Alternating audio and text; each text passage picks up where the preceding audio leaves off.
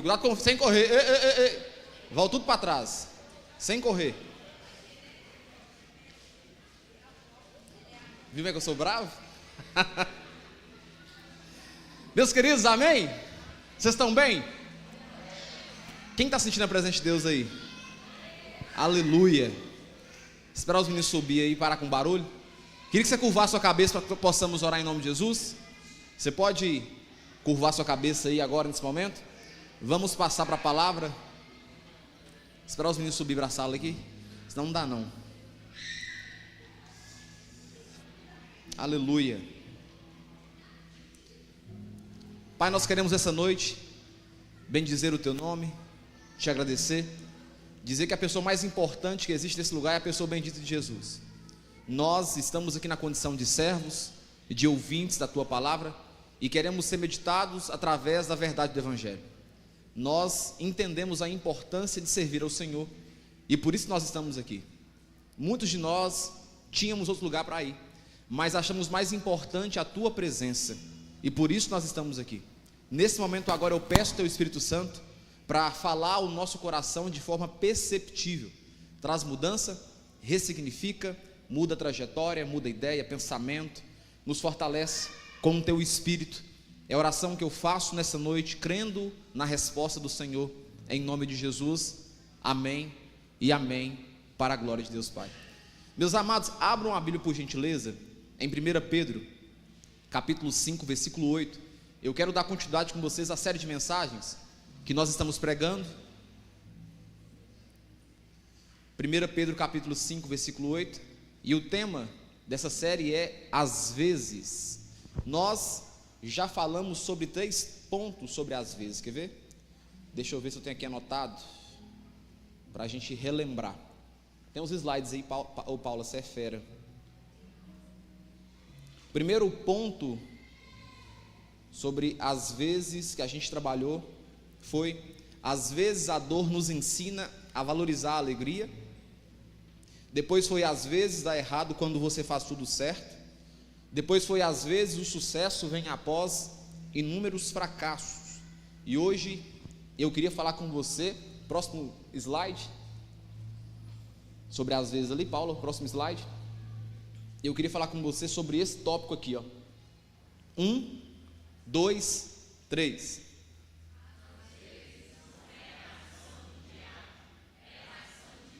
Isso. Às vezes não era ação do diabo, do inimigo, era uma ação de Deus. Com a sua Bíblia aberta, me ouça falar aqui antes. Às vezes nosso consenso, o consenso que nos rege, faz com que a gente acreditemos que toda ação de correção é uma espécie de punição. Então acaba que toda vez que a gente recebe algum tipo de correção na vida, nós naturalmente, como consenso, achamos que isso é uma punição, e muitas das vezes não é. Segundo detalhe, a gente pensa que o sofrimento, a retaliação, o abandono aparentemente divino sem uma resposta, sem o sentimento, a gente pensa que isso é Deus esquecendo da gente. Sofremos com isso. Quem aqui já sofreu por sentir, parece que Deus estava distante de você? Levanta a mão para me ver. Parece que quanto mais você ora, mais você busca, menos respostas você tem. E isso faz com que a gente sofra internamente, psicologicamente, como se fosse algo nos perfurando todo santo dia. Outra coisa que eu aprendo com você é que às vezes algumas ações a gente sempre denomina como se fosse uma ação demoníaca, o diabo agindo contra a gente. Naturalmente, quando a gente não é instruído na palavra de Deus, nós pensamos que o diabo está o tempo todo sem o que fazer, só atazanando a vida da gente. E muitas vezes nem é isso. Talvez foi uma situação, os intempéries do tempo, talvez foi um mau humor seu ou de outra pessoa. Nem sempre, irmãos, é o diabo, amém ou não amém?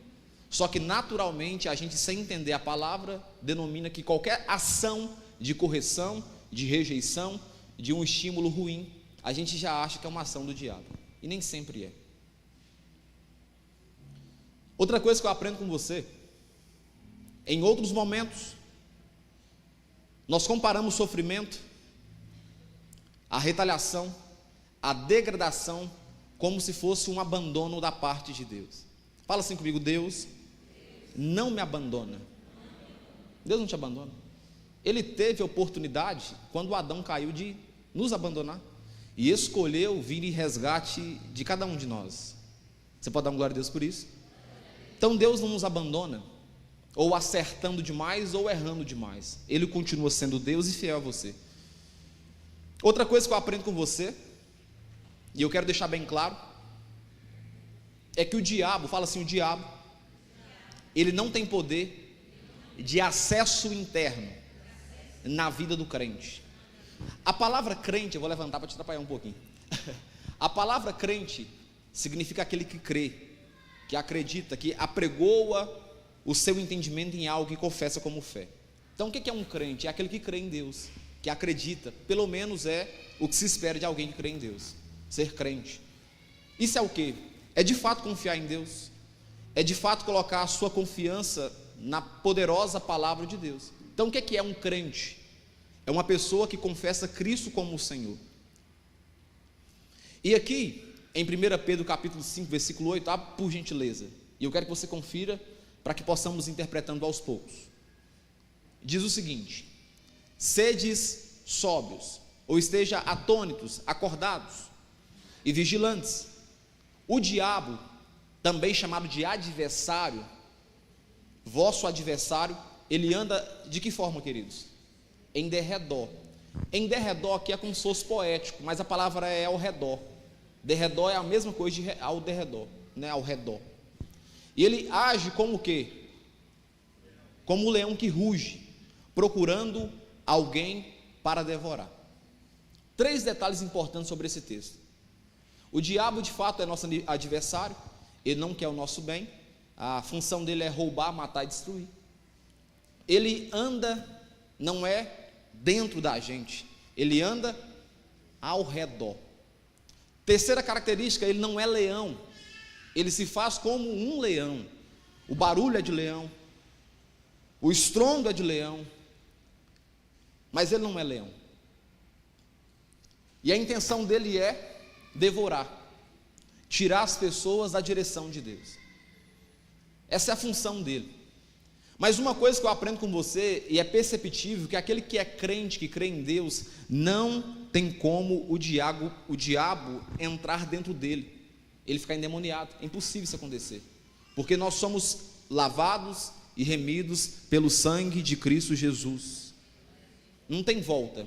Aquele que converteu, aquele que iniciou um processo de conversão verdadeiro, genuíno, o inimigo não pode tocar. O máximo que ele pode fazer é andar ao derredor. E essa é a intenção dele.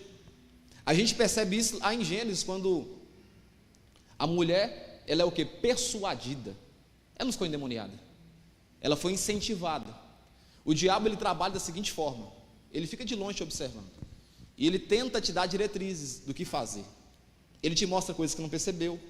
Você que serve a Deus, você que é crente, porque se você não tem Cristo Jesus como seu Senhor, você é uma pessoa vulnerável na mão dele. Aí sim tem, né, a possibilidade dele entrar dentro da pessoa, porque você não tem proteção nenhuma. Quem está entendendo? Mas o crente não. Não tem como o crente ficar endemoniado, cair babando no chão. Não existe isso. O crente, ele sofre persuasão, ele sofre com palavras de ataque, mas o inimigo entrar dentro do crente, impossível, impossível. Lucas 22, 31. O que diz aí? Lucas 22, 31. Esse episódio aqui é um episódio muito conhecido, que retrata sobre Pedro, que é um dos discípulos, um dos 12. Quero que você abra e vai conferindo comigo aqui em cima também, se não tiver Bíblia. Diz o seguinte: Simão, Simão, eis que Satanás vos reclamou para vos peneirar como trigo. Versículo 32. Eu, porém, fiz o que, queridos? Roguei por ti. E essa fala é a fala do próprio Jesus, para que a tua fé não desfaleça. Tu, pois, quando o que, queridos? Te converteres. fortalece os teus irmãos. Ele, porém, respondeu: Senhor, estou pronto a ir contigo, tanto para a prisão como para a morte. Mas, entretanto, porém, Jesus lhe disse: afirmo-te, Pedro, que hoje 3 vezes negarás-me que me conhece, antes que o galo cante. Perceba esse segundo texto que eu estou citando para você, que Jesus está tendo um diálogo com Pedro, que é um dos discípulos. É um camarada que conhece Jesus, caminha com Jesus, e é chamado de Simão Pedro. Simão Pedro é o seu primeiro nome. E o que acontece é que nesse episódio Jesus chama ele de um nome que ele não está acostumado. Jesus sempre chama ele de Pedro, mas nesse episódio específico Jesus chama ele de Simão, para dar nele um alerta, chamar ele a atenção. Por quê? Porque Jesus está dizendo de certa forma que ele está sendo observado por quem, queridos? Pelo inimigo. Perceba que o texto diz que o inimigo está querendo peneirar ele, passar ele por uma situação de tormento, para ver se ele está firme na fé. E a ação de Jesus como homem aqui é dizer: Pedro, eu estou rogando por ti, eu estou intercedendo pela sua pessoa, porque o inimigo esteve comigo essa virada de dia, essa noite, e diz para mim que vai te peneirar. E de certa forma não é que eu não tenha poder para impedir isso, mas a ação dele é essa mesmo, é te testar. E aí Jesus já diz algo para ele interessante. Cara, é perfeito. Simão, confere comigo. Simão, eis que Satanás fez o quê? Vos reclamou. Ele está te observando. E a intenção dele é o quê? Te peneirar. Como um trigo passa numa peneira. Aí Jesus dá um conselho para ele, Valmir. Eu, porém, roguei por ti. Eu fiz uma prece por você, para que a tua fé não desfaleça. A minha intenção é orar por você para que você permaneça crendo, acreditando e não abandone a fé. Aí olha o conselho que Jesus dá para Pedro. Tu, porém, o quê? Não está aqui em cima não? Lucas 22, 31. Agora o 32. Joga lá, Paula, para nós. Estou achando que está todo empolgado aqui, cara. Eu, porém, orei por você, para que a tua fé, o quê, queridos? E você, quando voltar para mim, na tradução original é quando te converteres, quando mudares o coração por completo. O que é que Jesus está dizendo para Pedro?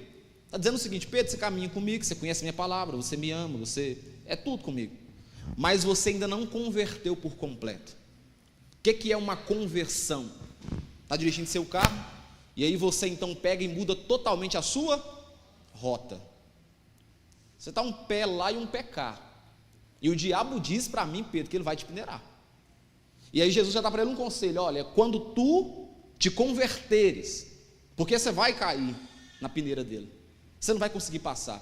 Perceba, observando esse texto, o que aconteceu no versículo 34. Mas Jesus lhe disse: afirmo-te, Pedro, que hoje 3 vezes negarás que me conhece, antes que o galo cante. E o que aconteceu? Pedro negou 3 vezes antes do galo cantar. Perceba uma coisa interessante. Alguns teólogos têm um pensamento que Pedro estava nesse momento aqui endemoniado, e é um pensamento totalmente errado. Pedro foi o quê? Persuadido. Simplesmente isso. Mateus 16, 21. Vai comigo lá, e vou te mostrar a persuasão que ele teve. Mateus 16, 21. Desde esse tempo começou Jesus Cristo a mostrar a seus discípulos que lhe era necessário seguir para Jerusalém e sofrer muitas coisas dos anciãos e dos principais sacerdotes e dos escribas, ser morto e ressuscitado no 3º dia. Mateus 16, 21, a gente percebe o plano salvífico de Cristo. Braulio, é isso aqui, ó. Vir na terra, padecer na cruz do Calvário, levando o pecado da humanidade. Esse aqui é o plano de salvação de Cristo. Está aqui, ó, resumido aqui no versículo 21. Desde esse tempo, começou a Jesus Cristo a mostrar, a ensinar os discípulos que lhe era necessário seguir para Jerusalém e sofrer com muitas coisas dos anciãos e dos principais sacerdotes e dos escribas, ser morto e o quê? Ser ressuscitado ao 3º dia. Essa aqui era a missão de Cristo como homem aqui na terra. versículo 22. E Pedro, chamando-o à parte, começou ao quê, queridos? A reprová-lo, a censurá-lo, dizendo, perceba que a fala é muito bonita: tem compaixão de ti, Senhor, isso de modo algum te acontecerá. Mas Jesus, voltando-se, disse a Pedro: arreda, Satanás, sai fora, Satanás, tu és para mim pedra de tropeço, porque não cogitas das coisas de Deus, e sim das coisas do homem. Esse outro texto a gente percebe e tem uma conclusão que, mais uma vez, Pedro não estava endemoniado. Ele estava, mais uma vez, persuadido pela direção que o inimigo havia colocado sobre a sua boca. Então, definitivamente, a gente percebe nesse primeiro texto aqui, primeiro tópico, que não tem como aquele que serve a Deus estar possesso de demônios. Ele pode apenas sofrer influência de demônios. Quem entendeu isso? Ficou claro? Ô Pedro Vitor, baixozinho o fundo, dá uma olhadinha aí. Agora vai em Jó, capítulo 1, versículo 10. Jó, capítulo 1, versículo 10. Nós vamos ver outro episódio que a gente percebe que o inimigo não tem esse poder de influência tão forte como a gente pensa sobre a vida do crente. Não é do perfeito, é do que aceitou Jesus. Jó, capítulo 1, versículo 10. É um episódio que Satanás aproxima novamente de Deus e começa a questionar sobre Jó, dizendo que Jó era fiel a Deus, íntegro, reto, temente a Deus, porque ele era rico, bem de vida, tinha família, tinha gado, tinha empresa. Aí, a proposta de Satanás para o Senhor em relação à vida de Jó é o seguinte: acaso não cercastes com sebe a ele, a sua casa e a tudo quanto tem? A obra de suas mãos abençoastes e os seus bens se multiplicaram na terra? Estende, porém, a mão e toca-lhe em tudo quanto tem, e verás se não blasfema contra ti na tua face. Versículo 12. Disse quem, queridos? O Senhor. Satanás não.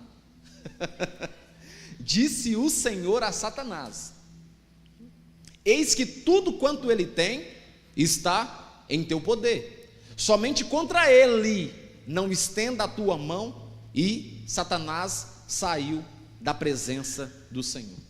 Esse outro texto eu percebo com você claramente, nitidamente, Luiz, que o inimigo, ele não pode tocar livremente na vida do crente sem a permissão de Deus. Nesse episódio específico, Deus permite o inimigo tocar na vida de Jó, mas perceba que Satanás não invadiu o coração de Jó, tocou em tudo por permissão de Deus, mas não tocou na alma enquanto Deus não permitiu. Agora vai comigo em Êxodo capítulo 19, versículo 10. Vai construindo a ideia na sua mente aí. Então eu te mostrei alguns pontos importantes, que às vezes o inimigo, ele não é isso tudo que a gente pensa.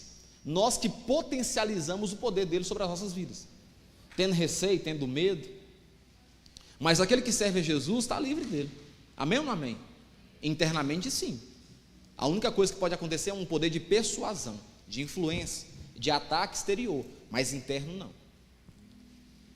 Agora, eu queria quebrar outro pensamento da sua mente, porque tendenciosamente a gente pensa que Jesus, ou o próprio Deus, a figura de Deus, é como se fosse assim uma pessoa mais velha, não é? Que a gente tem, é por causa do pensamento filosófico de vida que a gente tem. A gente sempre associa alguém mais velho como autoridade, como Senhor, não é isso? Mas não, Deus não é essa figura não. Ele é Senhor, Ele é Lorde, Ele tem força, Ele tem poder, Ele impõe, Ele não é democrata, Ele é monarca, Ele reina, Ele é Senhor. Quem está me entendendo? Então tira da sua mente essa ideia de um Deus assim, sabe, fraco. A imagem que muita gente que serve a Deus tem é de um inimigo assim. Vem cá, Rick, fazendo um favor, eu vou ser o diabo, você vai ser, só na interpretação, você vai ser Jesus. Geralmente Jesus, Deus é sempre os branquinhos, ou vai ser diferente. Qual que é a imagem que a gente tem em relação às coisas de Deus? Segura aqui, quer ver?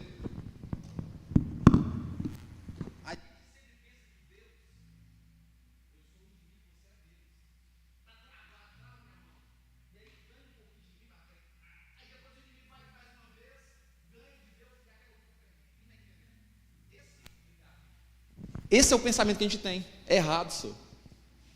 O inimigo não tem poder contra Deus, não. O inimigo não tem poder contra o seu Deus, não. Não tem essa ideia de o inimigo tentando ganhar um pouquinho, quase ganhando, depois Deus quase ganhando. Não existe isso, não. Deus é 100% perfeito, forte, vitorioso e nunca perdeu uma batalha. Mas a mentalidade que a gente tem é essa, de que Deus o tempo todo está disputando uma luta com o diabo e está quase perdendo e quase ganhando ao mesmo tempo. Aí aqui agora a gente vai ver um pouquinho sobre quem é Deus, como ele se manifesta. Êxodo 19:10 diz o seguinte: disse também o Senhor a Moisés: vai ao povo e purifica-o hoje e amanhã, lavem ele as suas vestes. Cara, eu li esse texto mais cedo, hoje eu arrepiei lendo esse texto. E estejam prontos para o terceiro dia, porque no terceiro dia, quem, queridos? O Yahvé. Quem? O Lorde, o Senhor, à vista de quantos? De todo o povo, de toda a nação, descerá sobre o monte Sinai. Versículo 12: marcarás em redor limite ao povo, dizendo: guardai-vos de subir ao monte, nem toqueis o seu limite. Todo aquele que tocar o monte será morto, mas nenhum tocará neste, mas será apedrejado ou flechado. Quer seja animal, quer seja homem, não viverá. E quando soar longamente a buzina, então subirão ao monte. Versículo 14: Moisés, tendo descido do monte ao povo, consagrou o povo, e lavaram as suas vestes, e disse ao povo: estáis pronto ao terceiro dia, e não vos cheguei a mulher. Agora olha o versículo 16, e eu quero que você vá glorificando a Deus na intensidade que você entendeu o texto. Amém? Ao amanhecer do terceiro dia, houve trovões e relâmpagos e uma espessa nuvem sobre o monte e muito forte clangor de trombeta, de maneira que todo o povo que estava no arraial se estremeceu. A glória de Deus foi tão poderosa, tão forte, que houve trovões, relâmpagos, não era Thor, não era Odin, era o próprio Deus, e uma trombeta espessa, com barulho de trombeta, nuvem, e o arraial totalmente ficou o quê? Temeroso, porque a santidade, a Shekinah e a glória de Deus havia invadido o monte Sinai. A gente sempre tem a ideia de Deus assim: chegou, está aqui. Não, é trovão, é relâmpago, é algo denso, é algo, quem está me entendendo? É algo pesado, tanto que eles ficaram o quê? Com medo. Agora imagina você lá no monte Sinai, lá adorando a Deus, lá daqui a pouco trovão estoura, e aquela barulheira toda. O que você faz, Vinícius? Você morre de medo, véio. Mesmo sabendo que é o quê? Deus. Lendo o texto a gente fica com medo de algo. 17: e Moisés levou o povo fora do arraial ao encontro de Deus, e puseram-se ao pé do monte. Olha o versículo 18, o tanto que o nosso Deus é poderoso. Todo o monte Sinai, ele fumegava, porque o Senhor descera sobre ele em fogo, a sua fumaça subiu como fumaça de uma fornalha, e todo o monte, agora não são as pessoas, agora é o quê? A estrutura do monte, tremia grandemente, agora até o monte se estremecia diante tamanha glória e poder de Deus manifesta naquele lugar. Agora vai comigo, por gentileza, em Isaías 48:10. Isaías 48:10. Vai percebendo quem Deus é, vai analisando o tamanho poder Deus tem, e vai vendo como Deus trabalha com a gente. É importante eu ler com você esses textos, para depois a gente casar na ideia que eu quero aplicar no texto aqui. Isaías 48:10 diz o seguinte: eu o refinei, mas como se faz com a prata, e em vez disso, eu o submeti à prova da fornalha da aflição. Esse outro texto é o profeta Isaías dando um recado para Israel. Na sua versão talvez seja diferente, porque essa aqui é NVI e específico. É o Senhor dando um recado para Israel, porque Israel ficava titubeando os valores. Uma hora servia a Deus, outra hora abandonava a Deus. Uma hora estava na casa do Senhor levantando as mãos, depois largava tudo isso e curtia outras coisas. Deus então dá para Israel uma certa palavra através do profeta Isaías.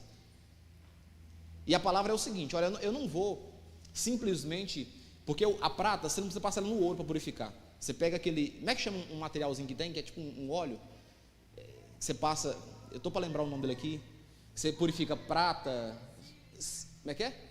Silvio, é isso mesmo. Você pega aquele produto lá e passa na prata, ela é o quê? Volta de novo o brilho. Agora o ouro não. Para o ouro voltar à sua originalidade, ele precisa passar pelo quê? Pelo fogo, para que haja purificação. Aí Deus está dando um recado para Israel, dizendo o seguinte: olha, eu, que sou Senhor, Lorde, vou pegar vocês e vou fazer como o ourives faz com o ouro. Eu não vou passar um silva em vocês, não. Eu vou passar vocês no fogo. Eu vou trazer purificação sobre vocês. Entenda uma coisa: purificação tem a ver com sofrimento. Quem está me entendendo? Com dor. Purificação tem a ver com sofrimento. É passando pelo fogo, pela prova. Isso se incomoda. Isso mexe com o ego. Isso mexe com o orgulho. É Deus dizendo para Israel: eu vou abater o orgulho de vocês.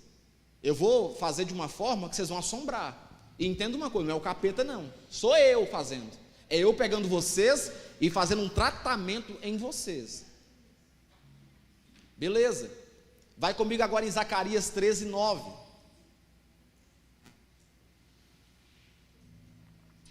Aleluia. Zacarias 13, 9. Um texto muito lido pelos irmãos, Zacarias. Nem abre em Zacarias. Zacarias 13, 9 diz o seguinte: esse terceiro eu farei passar pelo fogo. Purificarei como se purifica a prata e o refinarei como se refina o ouro. Mais uma vez, agora Deus usa o profeta Zacarias para trazer um recado. Mais uma vez para quem? Para o povo de Israel. Eu vou novamente passar vocês pelo fogo. É como se Deus estivesse dando um segundo recado. Vocês não aprenderam a primeira vez, não? Então agora na segunda talvez vocês aprendam. Vou passar vocês de novo pelo fogo.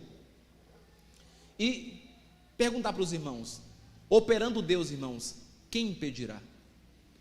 Quem, Luiz? Se Deus cismar de passar você pela provação, quem vai impedir? Quem é Senhor acima de Deus? Quem pode tirar o poder da mão dele? Se ele hoje cismar de falar: eu vou te colocar você numa prova, e aí? Meu irmão, pode bater o joelho no chão, rasgar o joelho no chão.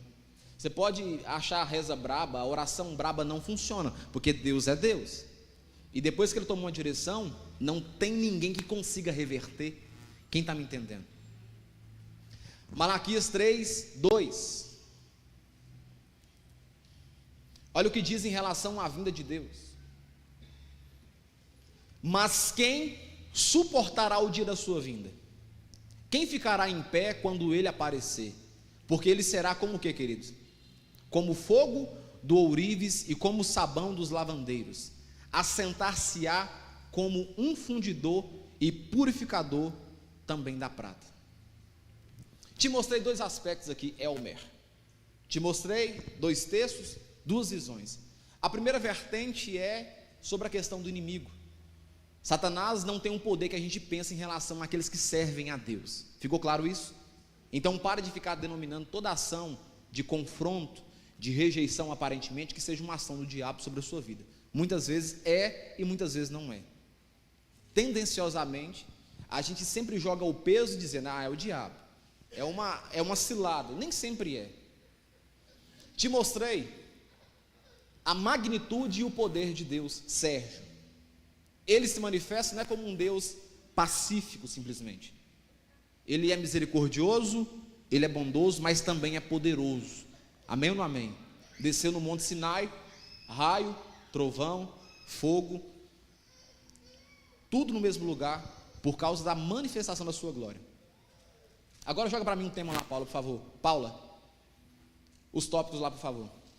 Agora o tema para nós aqui mais importante é, construindo com base nisso, às vezes, mais uma vez, 1, 2, 3.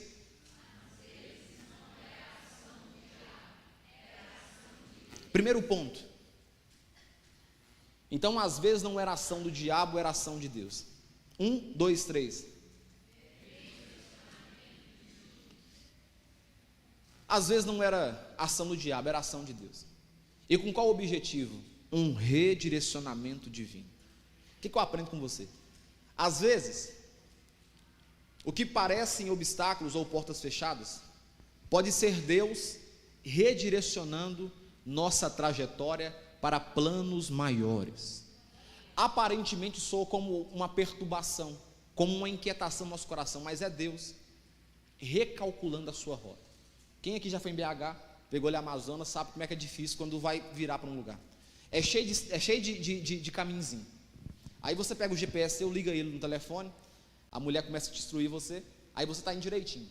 Cara, um pouquinho de descuido que acontece, não é, Valmir? Você pega a rota errada. Aí o que o GPS faz? Recalculando rota. Fala comigo assim, recalculando rota. E o interessante é que ele não te pergunta.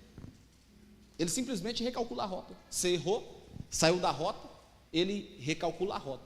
Ele não envia para você a mensagem dizendo o seguinte: você precisa que a rota seja recalculada? Não. O que ele faz, né? Ele recalcula sozinho. Pois é, a mesma coisa é Deus. Ele é Lorde, Ele é Senhor. E quando Ele cismar de recalcular a sua rota, Ele não vai te perguntar, Ele vai simplesmente recalcular a sua rota para te trazer para o eixo de novo, para te alinhar. Você pode dar um glória a Deus aí. Você entendeu esse negócio aqui? Tem hora que você está achando que é o diabo. Ah, não é o diabo, não. É Deus recalculando a sua rota. E o detalhe interessante, Ele nem te perguntou. Ele te ama tanto, e Ele sabe a direção certa, e a única coisa que Ele faz é: vou agora recalcular a rota desse cara aqui, porque ele acabou de errar. Ele reajusta. Só que a gente acha que é o capeta. Ah, é o diabo, é provação. Não é não, não é provação não. É Deus recalculando a rota, Deus alinhando de novo. E interessante é que a gente é democrático, né? Só que com Deus é meio monarco, é meio que imposto. Se você serve a Ele, Ele não aceita você servir a mais ninguém que não seja Ele. Se a sua vida está presa, anelada a Deus, Ele tem ciúmes de você. E aí, você vai desviar um pouquinho a sua rota, e Ele vai automaticamente colocar empecilhos para que você novamente volte aos pés dEle, porque você é um filho escolhido e amado dEle. Ninguém vai arrebatar você das mãos dEle, não. Nem a sua inocência ou falta de consciência. Ele ajusta a rota de novo. Você concordando ou não, achando bom ou não, Ele é Senhor, Ele é Lorde, irmãos, e Deus ajusta. Passa tempo, alguma situação, alguma palavra vem de encontro a seu coração, e ó, você de novo aos pés dEle. Redirecionamento divino. Outros momentos, nós estamos dirigindo o nosso carro, que a gente é mestre, olha para mim, a gente é mestre em querer dirigir a nossa vida. Porque eu fiz uma faculdade bacana, porque eu sou uma pessoa autônoma, eu moro sozinho, porque a gente tenta dirigir a vida. E o que acontece é que às vezes nós sentamos na posição de dirigir o carro, no volante, e o nosso carro, nós estamos em direção a um precipício, porque nós não conseguimos prever o que irá acontecer. Ninguém aqui é onisciente, nem onipotente, nem onipresente. São atributos divinos, incomunicáveis do homem. Só Deus tem. E eu estou aqui dirigindo o meu carro, espiritualmente falando, achando, cara, que está tudo o quê? Certinho. Só que lá na frente tem um quê? Um precipício. E aí, como Deus te ama, como Deus, Ele quer você bem, como Deus quer salvar a sua família, porque essa é a missão de Jesus, Ele faz o seguinte com você. Vem cá, Rick, de novo, você é meu garoto propaganda hoje. Ele faz o que com você? Está aqui o Rick, sentado, dirigindo o carro da vida, tomando as suas decisões, sem perguntar a Deus, sem consultar a Deus, se de fato é aquilo aqui que Ele quer para você. E aí, tudo dando errado. O que é que Deus faz com seu amor infinito? Ele pega a mão do Rick, levanta. Isso aqui incomoda, é humilhante, mexe com o ego da gente, se incomoda a gente, porque é como se, eu sei dirigir, eu tenho carteira. Aí Deus vem cá, te coloca você no banco do carona e fala: a partir de hoje, Rick, eu assumo a direção da sua vida. Você querendo ou não, eu sou Lorde, sou Senhor e tenho poder para assumir. Muitas vezes o rico vai achar, será que era uma ação do diabo contra mim? Aquela porta fechou. Não, rico, era Deus. Era Deus. Era Deus assumindo o controle que sempre foi dele, e você, por insistência, não consultar ele, assumiu e está quebrando a cara. Aleluia? Quem está entendendo alguma coisa aí? Segundo ponto que eu aprendo com... lê o texto, uai. Provérbios 20, 24. Olha o que diz Provérbios 20, 24. Os passos de um homem são dirigidos pelo Senhor. Como poderia o homem entender o seu próprio caminho? Seus passos são dirigidos pelo Senhor. Amém ou não amém? Então não tente entender o caminho. Apenas descanse e confie em Deus. Segundo ponto. Segundo. 1, 2, 3. Não, tá ruim demais. Vamos lá, 1 de novo. 1, 2, 3. Isso. Segunda coisa que eu aprendo com você, que não é ação do diabo, pode ser uma ação de Deus na sua vida. Qual que é o objetivo? É te trazer uma confiança e entender que Ele é soberano na sua vida. O que eu aprendo com você? Às vezes, a tribulação só está acontecendo na sua vida porque Deus não tem visto mais dependência dEle. Às vezes, vou repetir de novo, às vezes, a tribulação está acontecendo na sua vida porque Deus não tem visto mais a sua dependência nele. E aí Ele te coloca em tribulação. De que forma? Quando você ia pegar seu carro, Cota, para viajar com a família, você orava. Você pegava um canto assim da BR, encostava o carro, reunia os meninos no carro e fazia o quê? Oh Deus, que o Senhor possa me guardar, que o Senhor possa me livrar dessa viagem, livre do homem mau, da mulher imprudente. Só que com o passar do tempo, você melhorou de vida. Seu carro agora tem airbag. Você já não faz mais isso. Você não precisa fazer mais não, você é um excelente motorista. É 10 anos de carteira que você tem. Em outros momentos, quando você ia fechar um projeto, começar um projeto, você consultava a Deus, você orava antes. Mas agora você tem um consultor financeiro, né? Você não precisa mais. É mais fácil. Você liga para o cara e o cara então vai pensar para você como que abre uma empresa, CNPJ. Mas antes você orava. Quando você não era esse sucesso todo, você buscava a Deus, você pedia a Deus direcionamento. Hoje não. Quando você ia fazer uma cirurgia, você pedia os irmãos da igreja para orar por você. Você levantava na madrugada, buscava um direcionamento. Seu coração era quebrantado. Só que agora você tem um plano legal do Unimed. É só você pagar. Você escolhe o melhor profissional da medicina para te atender. Aí tem hora que você não está entendendo o que é essa dor sua. Eu vou te explicar aqui agora. É Deus reajustando você para ter totalmente dependência dEle. Você não está entendendo, estou te explicando para você aqui agora. É Deus, não é o capeta, não é o inimigo. É Deus reajustando você para se tornar um homem e uma mulher totalmente dependente dEle. Porque o que você tem está sobre a sua administração, nem seu é. Nem seu é. Ele te confiou. Como diz o Fernandinho, que foi para poder abençoar pessoas. E a gente é mestre nisso. Trocar o abençoador pela bênção. Explicar para você uma coisa: a bênção se vai, o abençoador não. E Deus, Ele te ama tanto, Ele é tão fã seu, que Ele está te apertando, você não está entendendo, achando que é o capeta, e é Ele te ajustando para trazer você para a dependência dEle. É para você novamente orar, chorar, mesmo tendo dinheiro para pagar o plano, a cirurgia. Esse não é o problema. Não estou pregando miséria aqui, não estou incentivando a isso.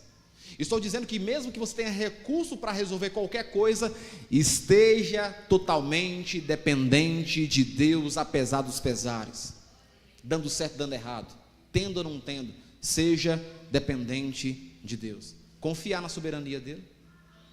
Deu errado? Não, eu vou atrás do recurso, mas eu vou o quê, Dani? Eu vou orar. Eu vou orar para que Deus possa abrir a porta. Não, eu tenho condição de colocar a mão no bolso aqui e pagar ali um exame ali agora, mas eu vou orar, porque eu quero que Deus faça um milagre também, eu quero que Deus ponha a mão, eu quero trazer Deus para as minhas coisas, mesmo que tudo esteja dando certo. Aleluia. Romanos 8, 28 diz o seguinte: e sabemos que Deus age em todas as coisas para o bem daqueles que o amam, dos quais foram chamados de acordo com o seu propósito. A palavra de Deus diz o seguinte: todas as coisas cooperam para o bem daqueles que amam a Deus.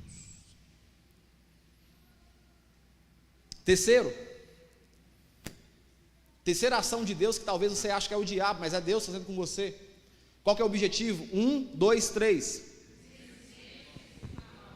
Te esticar, fazer você crescer, crescimento espiritual.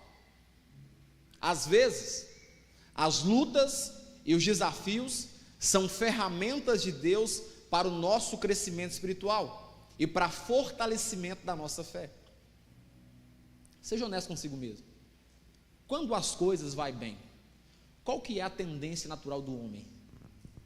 Descansar. Quando o filho não adoece, quando tem dinheiro na poupança, a tendência natural é o quê? Afrouxar as armas. Perder essa sensibilidade. Antigamente você orava, você levantava de madrugada para orar, mas hoje orar é trem do passado, você trem para orar madrugada. Deus ele atende tanto de madrugada, tanto de tarde, qualquer horário. Você vai colocando desculpa, você vai colocando empecilho. Por quê? Porque você simplesmente relaxou. Fala assim comigo: a luta. Não, deve estar ruim a pregação, né? A luta espiritual me conecta e me faz dependente de Deus. Tem que ter luta, tem que ter suor, tem que ter lágrima, porque isso te conecta com Deus. Na academia não é no pain no gain, não é pegar peso para poder ganhar. A mesma coisa é a caminhada com Deus. Tem que derramar umas lágrimas de vez em quando, tem que chorar um pouco, porque isso te conecta com Deus. Isso te faz você entender que você é dependente de Deus, independentemente das suas condições, da sua visão. Você se conecta novamente com Deus toda vez que você sofre. Você caça um monte para poder orar, você levanta de madrugada, porque isso te conecta com Deus. Então, não é o diabo não, é Deus. Não é o capeta não, doutor Evaldo, é Deus te trazendo para mais perto dele. Ele ama tanto você que ele faz isso também. Nossa visão e achismo é que Deus, ele só trabalha na proporção de nos agradar. Não, quero dizer para você, Deus ele não tem o objetivo de agradar você. Olha para mim aqui, olha para mim. A função de Jesus na cruz do Calvário não foi para te dar uma vida boa. Pode ter uma vida boa, mas não foi para te dar uma vida boa. A função de Jesus na cruz do Calvário não foi para te dar um diploma. Você pode ter um diploma servindo a Deus, mas não foi para isso. A missão e função de Jesus na cruz do Calvário foi carregar os seus pecados e tirar você do lago do inferno, da acusação do diabo, salvar a sua alma, traduzindo em português. Prefere 1000 vezes, numa licença poética, ver você viver uma vida simples do que muito rico e no final perecer e queimar nos quimos dos infernos. Muito mais. Então o que acontece? Tem hora que a luta, o crescimento, a situação que incomoda, não é o diabo, é Deus mostrando o seu infinito amor, é Deus mostrando de certa forma que Ele te ama. A palavra de Deus diz que o pai que ama o filho, ele faz o quê? Ele corrige. Moço, meu pai já me amou demais, que já me corrigiu. Já apanhei nessa vida preta minha já, mas bem apanhado. Tomei 3 surros uma vez, e meu pai tinha todo um sistema, um mistério. A gente morava lá em Montalvânia e a casa pastoral era do lado, então minha casa era aqui e a igreja era aqui. E aquele movimento de gente, entra, sai. Então meu pai, como ele é muito poético, ele colocava uma música para poder tocar, me convidava a ficar pelado e me cortava no currião lá sem ninguém ouvir.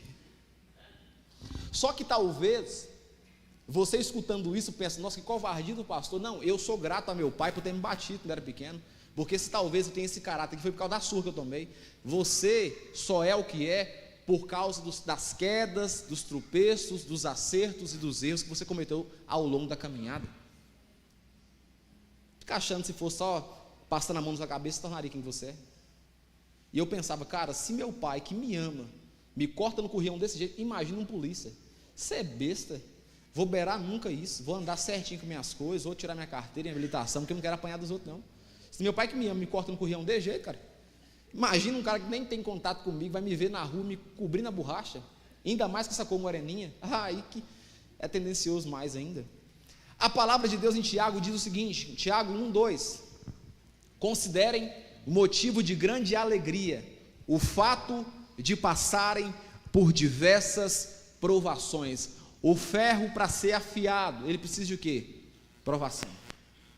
Você não pega uma faca afiada que não foi amolada, tem que arrancar o fio dela, tem que descascar. Assim também é o tratamento de Deus com você. Nós temos apanhado, hein, senhor? Tem crescido, mas tem dia também que Deus tira e fala, eu vou corrigir você hoje, e coloca provação, me coloca luta, e eu sei, meu Deus do céu, para quem que eu socorro? E aí aí está achando que é o capeta.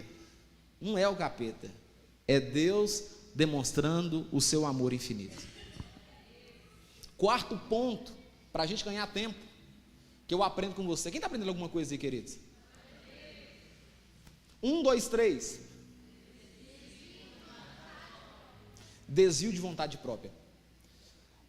A palavra de Deus diz que enganoso é o coração do homem, quem o conhecerá? Então tem hora que eu estou achando que a direção que eu estou tomando é a certa, mas o meu coração é o quê? Enganoso.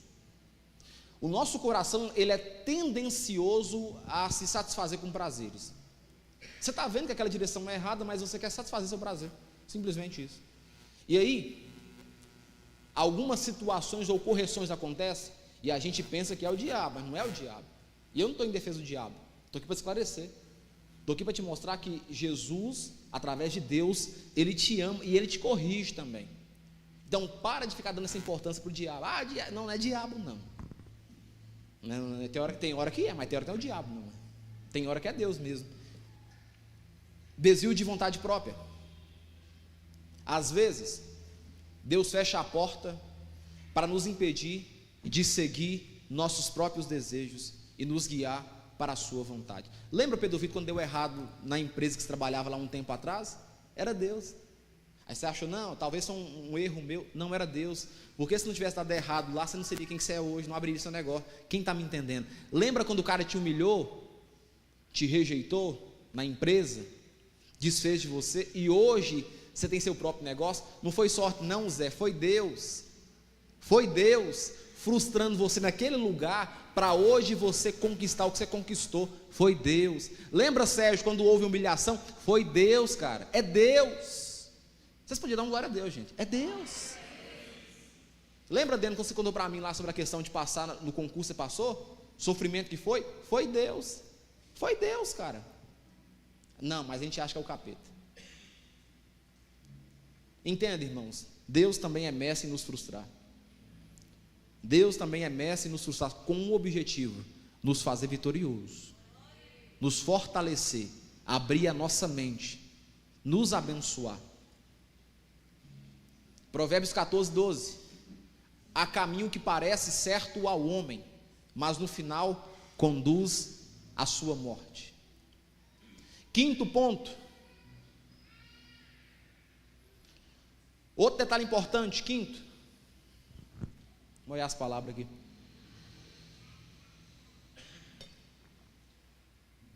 Três.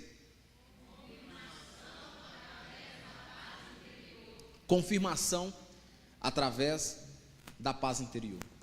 A palavra de Deus diz o seguinte, em Colossenses capítulo 3, versículo 15: a paz de Cristo seja o juiz, ou seja, o árbitro em vossos corações.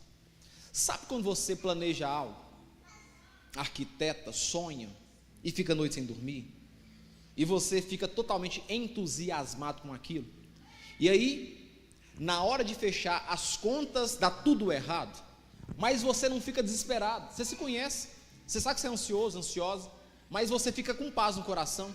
Sabe o que é isso? Sabe o que é isso? Deus.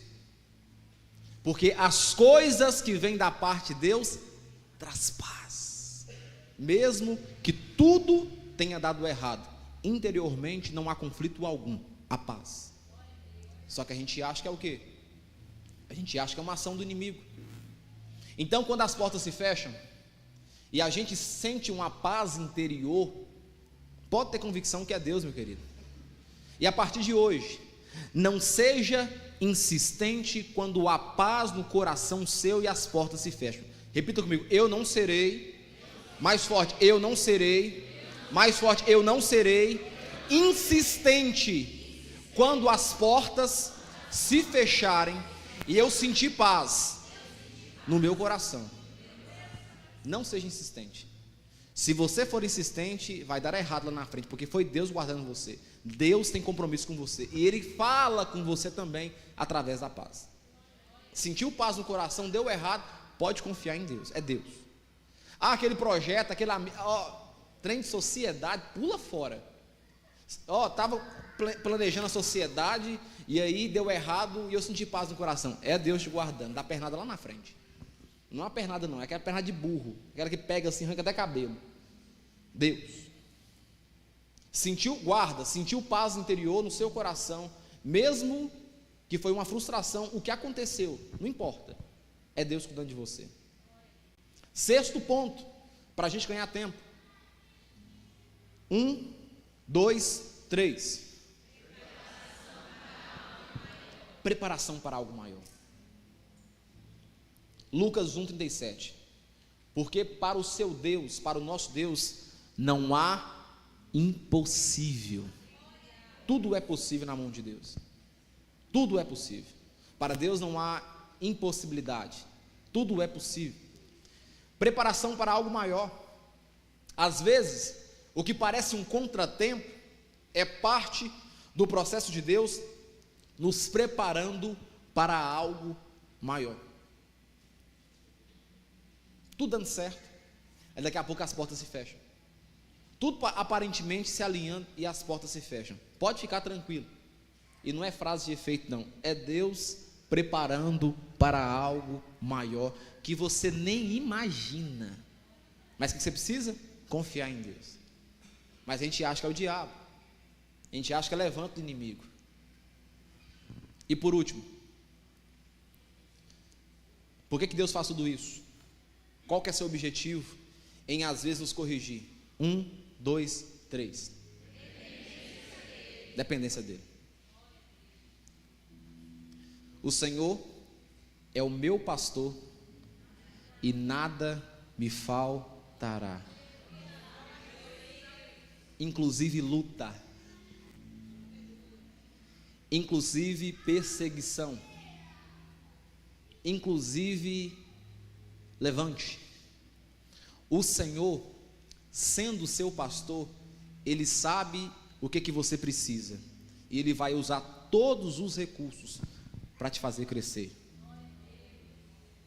Então, leia e entenda: o Senhor é o meu pastor, Ele rege a minha vida. Então tem dia que Ele vai me colocar na disciplina, tem dia que Ele vai estar comigo e me dar um sabão, tem dia que as portas não vão se abrir, tem dia que Ele vai acordar e vai falar com você: oh, vem cá meu filho, deixa eu te abraçar. Você tem dia que vai falar com você: ei, calinha, olha você. Porque o Senhor, sendo seu pastor, Ele entende de tudo o que você precisa. A ovelha não é assim? Está com a lã branquinha, mas tem que passar por um processo. A pele está bonita, mas tem que comer o capim certo, não é qualquer capim. Tem que estar com a vacina em dia, e a vacina dói.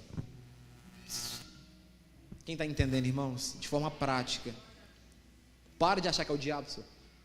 Em alguns momentos, sim, é o diabo, mas em boa parte é Deus cuidando de você.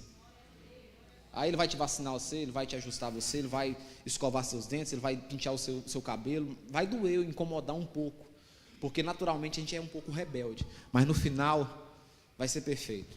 É com o objetivo de nos salvar, nos ajustar, nos alinhar e transformar a nossa vida. Queria que você ficasse de pé em nome de Jesus.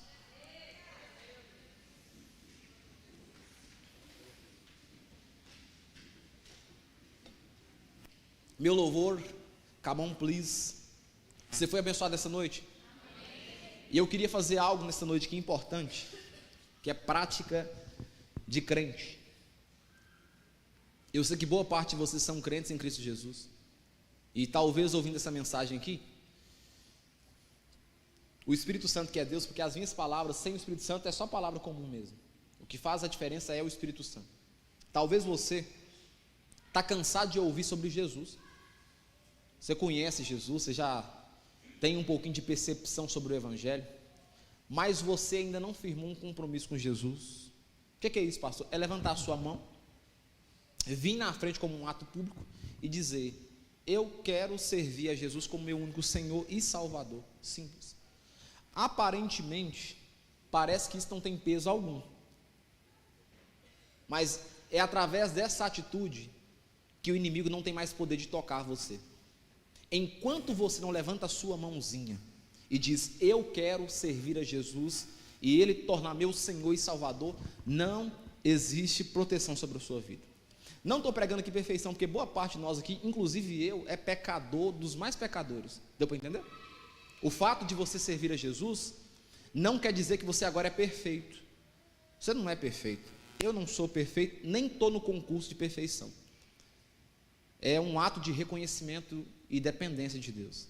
Então talvez você tenha andado a sua vida toda no seu GPS. Você mesmo cadastrou, você mesmo colocou lá os dados e tem regido a sua vida conforme as suas vontades. Mas hoje surge uma oportunidade para você de passar o GPS para que Jesus agora coloque a rota, trace a rota nova para você. Existe alguém nessa noite que, ouvindo a pregação do Evangelho, sendo convencido pelo Espírito Santo que precisa reajustar a vida ou começar uma nova trajetória com Cristo, quer fazer isso hoje? Levanta sua mão, que nós vamos apenas orar por você, e não vou te empurrar nem nada, é orar e confirmar esse ato, para que Deus possa te proteger, te guardar. Existe alguém? Vocês podiam beliscar alguma coisa aí, que seria legal. Existe alguém nessa noite? Todo mundo aqui é salvo? Ninguém? Todo mundo aqui tem compromisso com Cristo? Talvez eu pense assim: pastor, mas eu tenho 10 anos de igreja. Tá, Pedrão também tinha Pedro era discípulo, e Jesus disse: converte de novo. Converte de novo, Pedrão. E Pedro era discípulo de Jesus. Pedro caminhava com Jesus. Nosso problema aqui é a gente fica preocupado com o olhar do outro. O que o outro vai pensar? Irmão, o que o outro pensa, o que o outro acha, não interfere na sua salvação. Salvação é única. Salvação é um ato de convicção. E como que eu sei que eu sou salvo? Primeira percepção é: se gerou dúvida no seu coração, você não é salvo. Como assim, pastor? Vou te mostrar. Feche os seus olhos.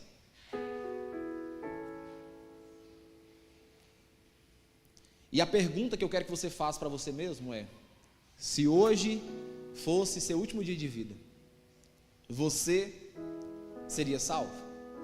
Pergunta para você mesmo aí. E você mesmo há de julgar a resposta. Pergunte para você. Não estou dizendo aqui perfeição não.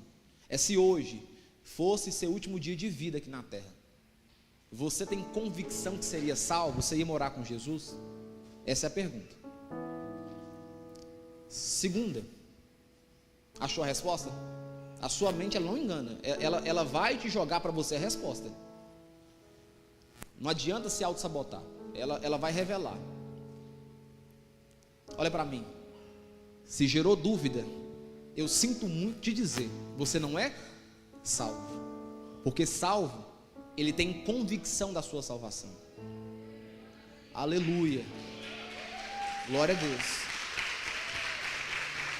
Aleluia. Isso aí, garoto, coragem. Se gerou dúvida, mais uma vez você não é salvo.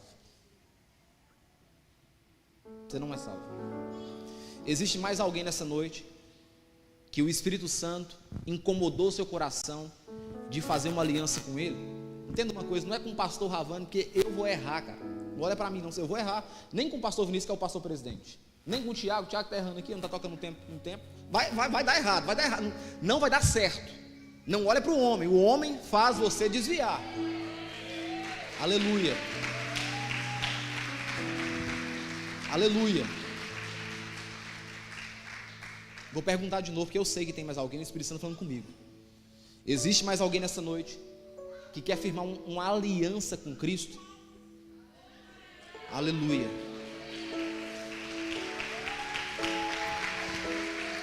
Glória a Deus. É de fato reajustar a rota.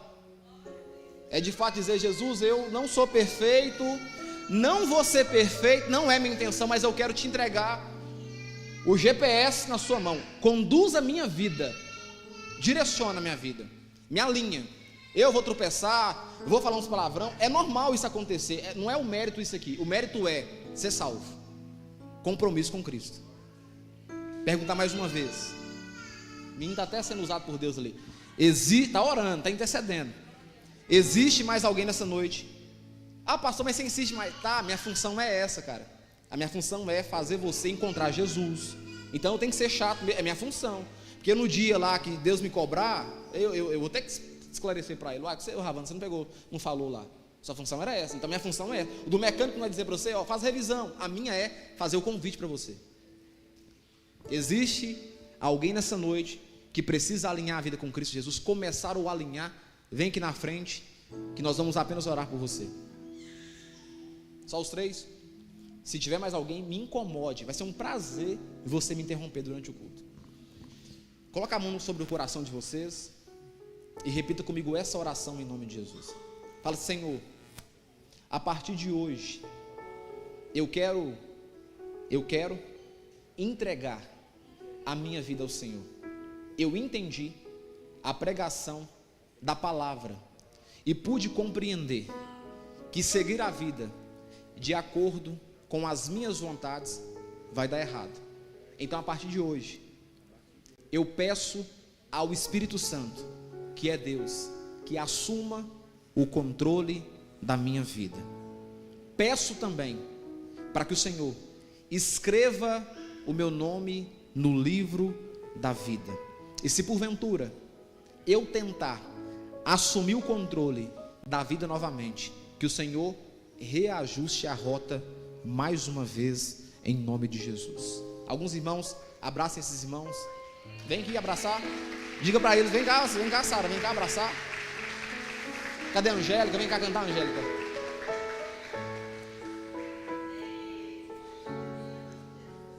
Parece um ato simples, né? Mas eles acabaram de agora ter a convicção que o inimigo não pode mais tocar internamente. Eu preciso aprender um pouco aqui. Cante isso. Eu preciso aprender um pouco aqui. Eu preciso aprender mais de Deus, porque Ele é quem cuida de mim. Se uma porta se fecha aqui, outras portas se abrem ali.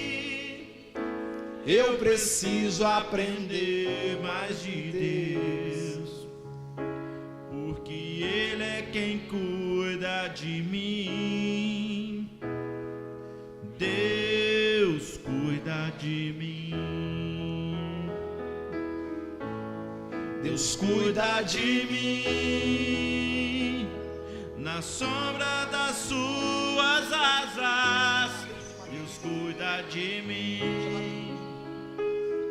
Eu amo a sua casa e não ando sozinho, não estou sozinho, pois sei. Deus cuida de mim. Meus irmãos, eu recebi a mensagem aqui agora de um irmão que eu tenho aqui que faz parte da igreja, que distanciou da fé e ele quer recomeçar a vida com Cristo de novo.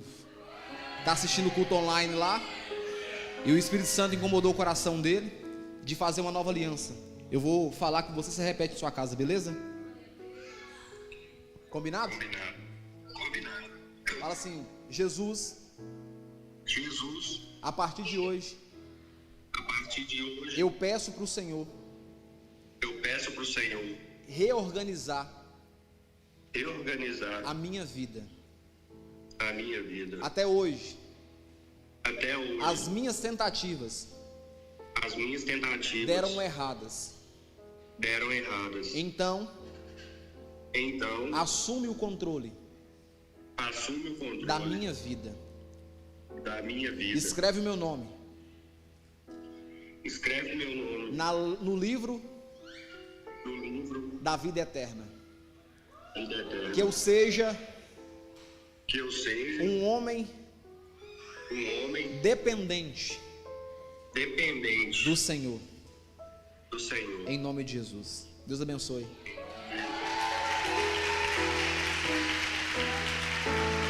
Deus cuida de mim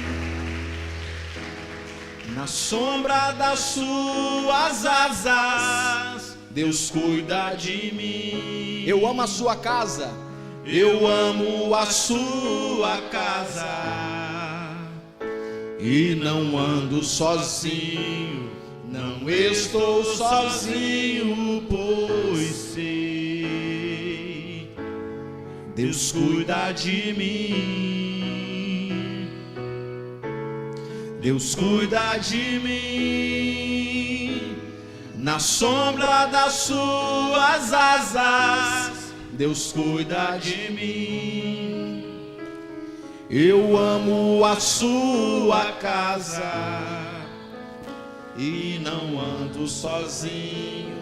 Não estou sozinho, pois sei, Deus cuida de mim. Nós vamos finalizar o culto. Eu tenho mais 3 minutinhos aqui. Eu queria que você fechasse os corredores. Tem como fazer isso? Fecha os corredores. Dê as mãos, todo mundo está aqui nessa igreja. Quem está sentindo a presença de Deus aí? Que presença maravilhosa. E nós não podemos desperdiçar a presença de Deus. Chega perto aí. Nós vamos cantar essa canção, mas eu quero que você sinta aí a presença de Deus e cante com entusiasmo. Isso aí. É o microfone mais alto? Ei, som. Olha aí, é esse aí mesmo. Deserto, Paula. Eu não preciso transformar pedras em pães para provar que no deserto tu estás. Cante com sentimento. Cuidando de mim. De lugar altos não vou me lançar. Por quê? Só pra demonstrar o teu poder. Não preciso ver fenômenos pra crer em Não ti. Não troco nossa comunhão pelo prazer de conquistar palácios, riquezas. Como um deserto isso vai passar. Por isso resistindo estou. E quando a minha força se esgotar, o teu anjo vai me alimentar. Te adorar é o que sustenta-me de pé. Eu não vou perder a guerra. Te louvar em meio às tentações. É mais que estratégia. Posso não ver o amanhã, mas hoje sei que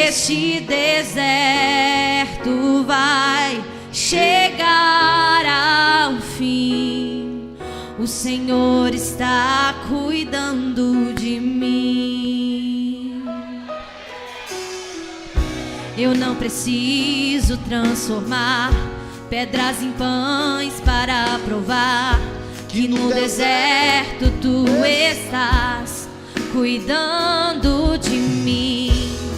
De lugar alto não vou me lançar, só pra demonstrar o teu poder. Não preciso ver fenômenos pra crer em ti. Não troco nossa comunhão pelo prazer de conquistar palácios, riquezas. Como um deserto isso vai passar, por isso resistindo estou. E quando a minha força se esgotar, a igreja, o teu anjo vai me alimentar. Te adorar, te adorar. Eu quis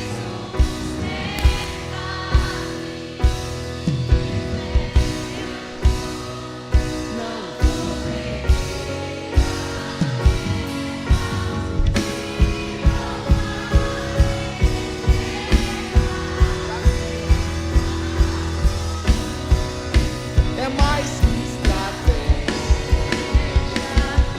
Posso não ver o amanhã, mas hoje sei que este deserto vai chegar ao fim.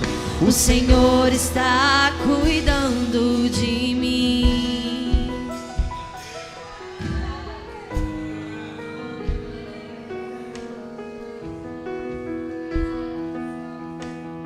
Glorifique o nome do Senhor. Dê para Ele a glória. Te louvar em meio às tentações é mais que estratégia. Posso não ver o amanhã, mas hoje sei que esse deserto. Pensou? Pensou? Já manda já.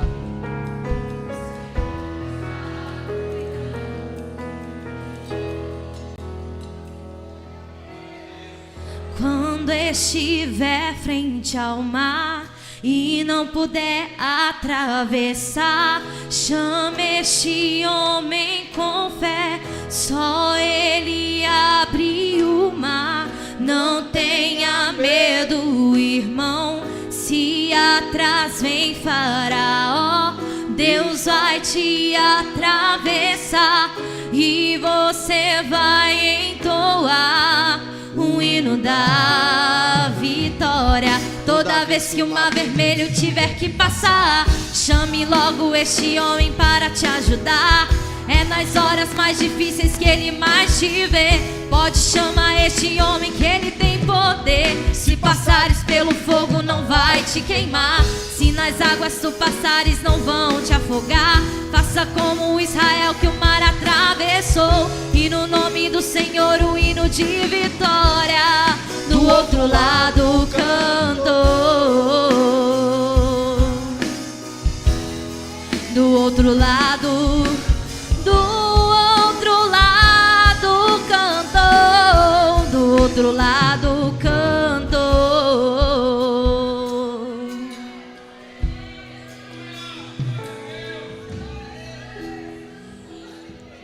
Frente ao mar e não puder atravessar, chame esse homem com fé, só ele abre o mar.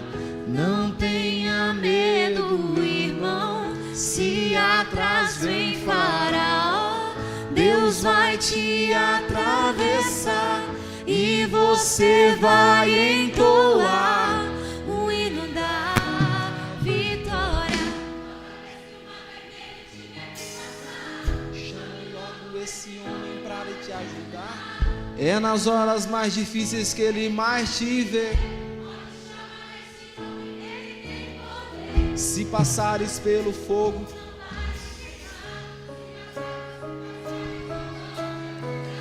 Faça como Israel.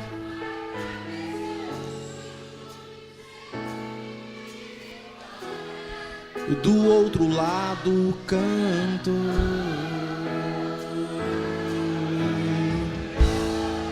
Do outro lado. Do outro lado cantou. Do outro lado cantou. Aleluia.